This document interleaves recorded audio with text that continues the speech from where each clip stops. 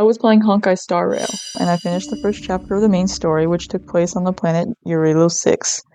And I thought that the ending was really messed up, because after defeating the crazed Supreme Guardian Cocolia, who was revealed to not only have caged half the population underground in poverty for decades, but also attempted to destroy the entire planet in the name of the greater good, the new Supreme Guardian, Cocolia's daughter by the way, decides to cover up the entire fiasco, preserve a lie that's been carried on for over 700 years, and paint her mother in a good light.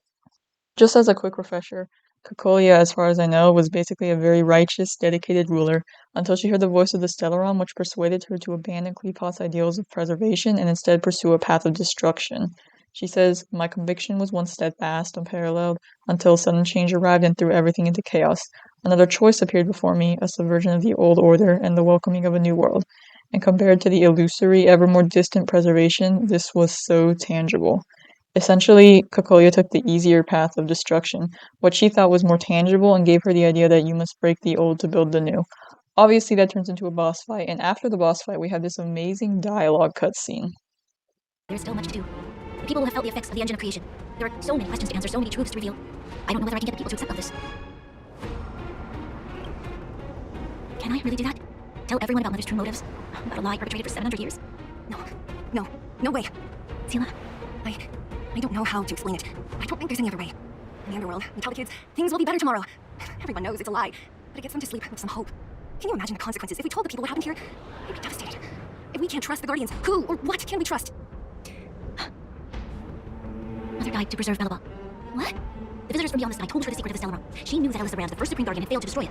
And yet, she decided to challenge its power, a power beyond human comprehension. Supreme Guardian Cocolia sacrificed herself to dispel the dark clouds enveloping this city. From here on out, that's the truth the world will hear. What do you think? It keeps the hope of preservation alive, at least. First of all, just from a character standpoint, how does it make any sense for Seele to be the one to come up with this idea? Seele, who grew up in the desolate underworld, in an orphanage no less, who goes into combat every day because she's one of the few who can actually fight the overwhelming number of monsters who roam the underworld. Seele, who has seen the unfair dichotomy between life of overworlders versus that of underworlders, and who has been so cynical of the government of Belobog that she initially scorned Bronya's presence and undermined everything she said.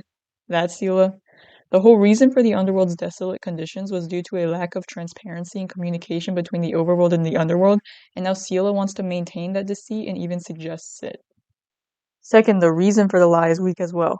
Seele backs up her whole hope argument by saying that adults in the underworld tell kids that things will be better tomorrow. But Seele's analogy doesn't even work because she's literally comparing the entire population of jarilo-VI to young kids. She's essentially naming herself and Bronya to be the adults of jarilo-VI and implying that the denizens of the planet are too innocent to handle the events that took place. People can't handle the truth. They're too stupid for it. We should make decisions for them because they're not as intelligent as us and will not be able to see what's actually good for them. Not only is the irony of two 19-year-olds who were recently on the run from the police now making decisions for the greater good outright hilarious, there are also some jarring connections that can be found between this sort of reasoning and the philosophical foundations of certain radical real-world governments that are infamous for mass censorship. Continuing on with Seele's analogy, another thing that isn't accounted for is that kids will eventually become adults. The two situations are inherently different. It's fair that the adults lie to the children in this case because 1, children are scientifically less mature, and 2, the children in the underworld will eventually learn the truth. The basis of choosing who is an adult and who isn't is indiscriminate and based on age. But the denizens of the jarilo-VI will never learn the truth. In fact, it seems like Bronya wants the former Supreme Guardian of jarilo-VI, her mother by the way, to go down in history as a Jesus-like figure who sacrificed herself to save humankind, when in reality she literally died for the exact opposite. Bronya has decided that the population should not learn the truth literally just because she thinks they won't handle it well. Bronya and Seele in this portion of the story suffer from very severe main character syndrome. I've also seen other arguments for defending Bronya's choice, like how it's needed to preserve stability and trust in the government. Again, I think that these sorts of arguments really underestimate the thinking capacity of the people. The denizens of Belobog are not the same as children in Seele's analogy. They are adult citizens, perfectly capable of forming their own opinions that have a right to the truth.